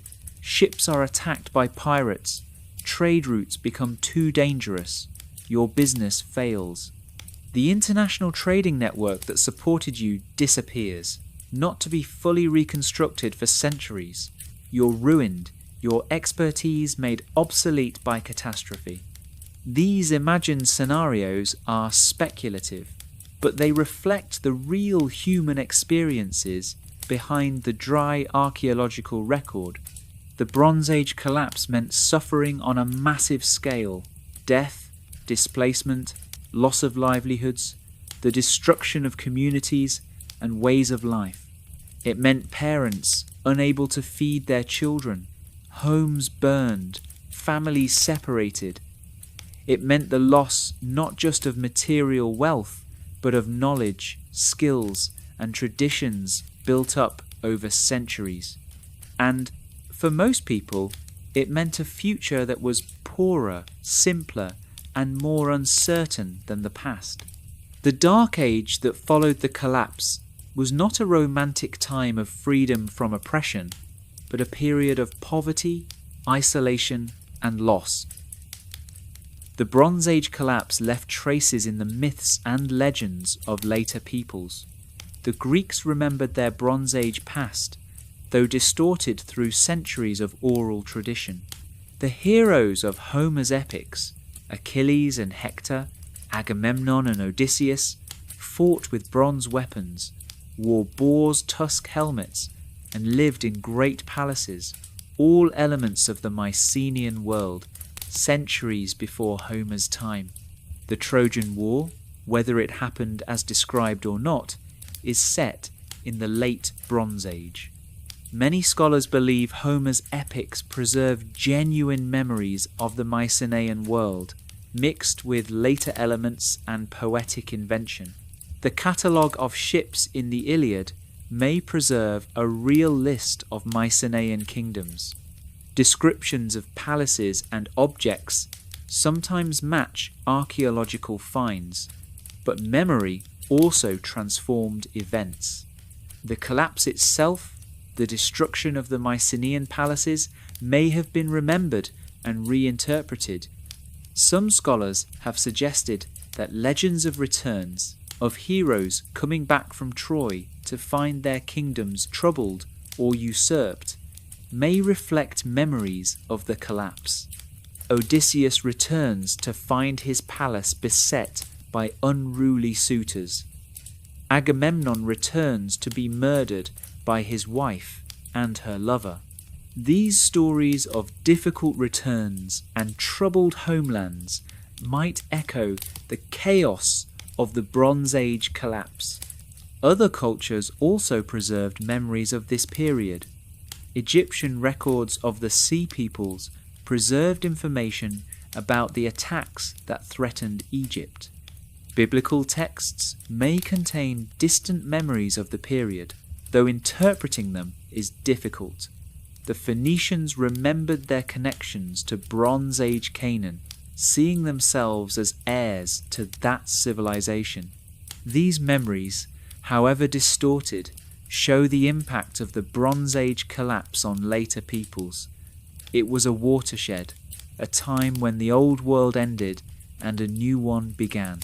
The Dark Age separated the Bronze Age from the Iron Age civilizations that followed, creating a break in continuity that made the Bronze Age seem ancient and heroic to later peoples. For thousands of years, the Bronze Age civilizations were lost to memory, except for garbled legends and a few preserved texts. The Hittites were completely forgotten, not even mentioned in later histories, except for a few biblical references that scholars couldn't connect to any known people. Mycenaean civilization was believed to be purely mythical, the creation of poetic imagination. The rediscovery of the Bronze Age began in the 19th century with early archaeology. Heinrich Schliemann, a German businessman turned archaeologist, was determined to prove that Homer's Troy was real. In 1870, he began excavating at Hisarlik in northwest Turkey, convinced it was the site of Troy. He found not one city, but many layers of cities built on top of each other over thousands of years. He had indeed found Troy, though his excavation methods, crude by modern standards, damaged much of the site. Schliemann also excavated at Mycenae, finding the famous gold burial masks and other treasures. The Mycenaean civilization began to emerge from legend into history, though Schliemann's belief that he had found the mask of Agamemnon, the legendary king, was wishful thinking. The masks predated the supposed time of the Trojan War by several centuries.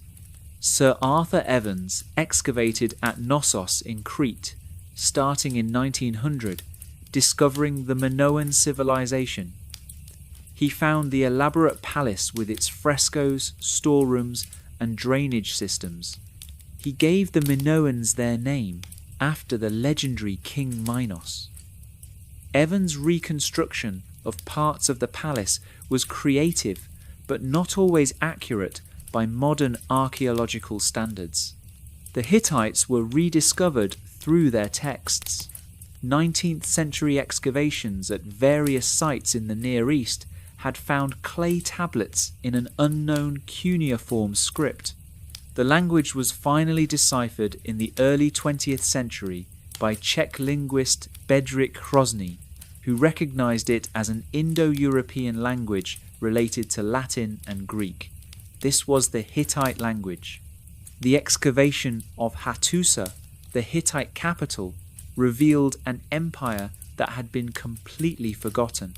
The decipherment of Linear B by Michael Ventris in 1952 was another breakthrough. Linear B had been found at Knossos and various mainland Greek sites, but despite decades of effort, no one could read it. Ventris, an architect who worked on decipherment as a hobby, showed that it was an early form of Greek, proving that the Mycenaeans were indeed Greeks and could write, contrary to previous assumptions. These discoveries transformed our understanding of ancient history. The Bronze Age was revealed as a period of sophisticated civilizations with writing, monumental architecture, extensive trade, and complex political systems. The myths preserved by later Greeks were shown to have some basis in historical reality, even if greatly transformed. Modern archaeology continues to reveal new information about the Bronze Age. Excavations at sites across the Eastern Mediterranean add to our knowledge. New techniques like DNA analysis, radiocarbon dating, climate reconstruction from lake sediments and tree rings, and isotope analysis of metal and other materials provide information our predecessors couldn't access. The study of the Bronze Age collapse benefits from these modern methods. We can now date destruction layers more precisely, trace the sources of metals and other materials to understand trade networks, reconstruct past climates to assess the role of drought, and use DNA evidence to track population movements. Each new discovery adds to the complex picture of how and why the Bronze Age world ended. Yet much remains uncertain and debated. We still don't know exactly who the Sea Peoples were or where they came from. We're still not certain what caused the collapse or why it was so complete in some regions. New evidence sometimes confirms existing theories, sometimes contradicts them, and sometimes opens up entirely new questions. The Bronze Age collapse remains one of the great mysteries of ancient history, a catastrophe whose causes and mechanisms we're still trying to understand more than 3,000 years later. Part 9. Parallels and Reflections. The Bronze Age collapse wasn't the only time a civilization or group of civilizations has collapsed. Collapse is a recurring phenomenon in human history, raising questions about whether there are common patterns or causes. The classic Maya collapse around 900 CE saw the abandonment of great cities in the southern Maya lowlands. Population declined dramatically. Monumental construction ceased. Writing disappeared from these regions. The causes are still debated, but likely include drought, environmental degradation, warfare, and political fragmentation. As with the Bronze Age collapse, no single cause fully explains the Maya collapse, and multiple factors probably interacted. The Western Roman Empire collapsed in the 5th century CE, fragmenting into Germanic kingdoms. Roman infrastructure decayed. Long-distance trade declined. Cities shrank. Literacy declined sharply outside of religious institutions. Europe entered its own dark age. though the Byzantine Empire preserved Roman civilization in the East and eventually influenced the revival of learning in the West. The collapse of the classic Maya, the Western Roman Empire, and the Bronze Age civilizations show some common patterns: decline in complexity, fragmentation of political units, reduction in long-distance trade, loss of writing or decline in literacy, population decline, and abandonment of monumental building. But the specific causes and mechanisms differed in each case. Some scholars, like Joseph Tainter in his book The Collapse of Complex Societies, have proposed general theories of collapse. Tainter argues that societies become more complex over time to solve problems, but increasing complexity has diminishing returns and rising costs. Eventually, the cost of maintaining complexity exceeds the benefits, and collapse becomes a rational adaptation, simplifying society to a more sustainable level. Others, like Jared Diamond in Collapse, emphasize environmental factors. Societies overtax their environments, degrade their resource base, and face environmental challenges they can't overcome. Climate change, whether human-caused or natural, can push societies beyond their capacity to adapt. Still, others emphasize contingency and specific historical circumstances. Each collapse has unique causes and shouldn't be forced into a general model. While comparisons can be illuminating, every civilization faces its own particular challenges and limitations. The debate over collapse theory connects to larger questions about historical patterns and human societies. Are there laws or regularities in history, or is each historical event unique? Can we predict or prevent future collapses, or is collapse an inevitable part of the cycle of civilizations? These questions remain contentious. The Bronze Age collapse, though ancient, resonates with modern concerns. We live in a highly complex, interconnected world, dependent on global supply chains, international trade, and complex technologies. Climate change threatens to disrupt established patterns, causing droughts, floods, migrations, and conflicts. Political fragmentation and nationalism challenge international cooperation. Some warn that we face our own potential collapse. The parallels shouldn't be pushed too far. Our world is vastly different from the Bronze Age. We have technologies, knowledge, and resources the Bronze Age people couldn't imagine. Our population is much larger. Our systems are different. Direct comparisons can be misleading. But some lessons may still apply. The Bronze Age collapse shows that complexity can be a vulnerability as well as a strength. Highly specialized, interdependent systems are efficient but fragile. When shocks occur, they can cascade through the system in unexpected ways. It shows that civilizations are not immune to catastrophic failure, no matter how sophisticated or powerful they seem. The Bronze Age peoples would have been shocked to know their civilization would collapse so completely. They saw themselves as eternal. We should not assume our civilization is immune to existential challenges. It demonstrates the importance of resilience and adaptability. The societies that survived the Bronze Age collapse best were often those that could adapt to changing circumstances. Rigid systems broke, flexible systems bent but didn't break. And it reminds us that collapse has profound human costs. Behind the systems and statistics are real people whose lives are disrupted or destroyed. Any modern collapse would mean suffering on a vast scale. Whether our civilization faces threats comparable to the Bronze Age collapse is debated. Climate change, nuclear weapons, pandemics, artificial intelligence, environmental degradation, resource depletion, and political instability all pose challenges. How serious these threats are and whether we can overcome them are questions we're still grappling with.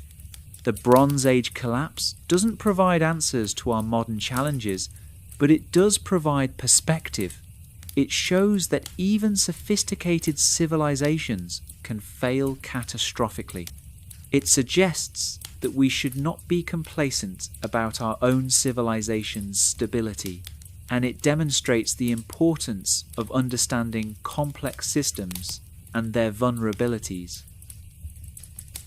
Conclusion: the end of an age. As we come to the end of our long journey through the Bronze Age and its collapse, let's reflect on what we've learned. We've travelled from the beginning of the Bronze Age, more than 1,000 years before its end, through the flowering of great civilizations in the late Bronze Age, to the catastrophic collapse around 1200 BCE, and through the dark centuries that followed. We've visited Egypt of the Pharaohs, where god-kings ruled from palaces and built monuments that still inspire awe. We've walked the halls of Mycenaean citadels, where warriors trained and scribes kept records in Linear B.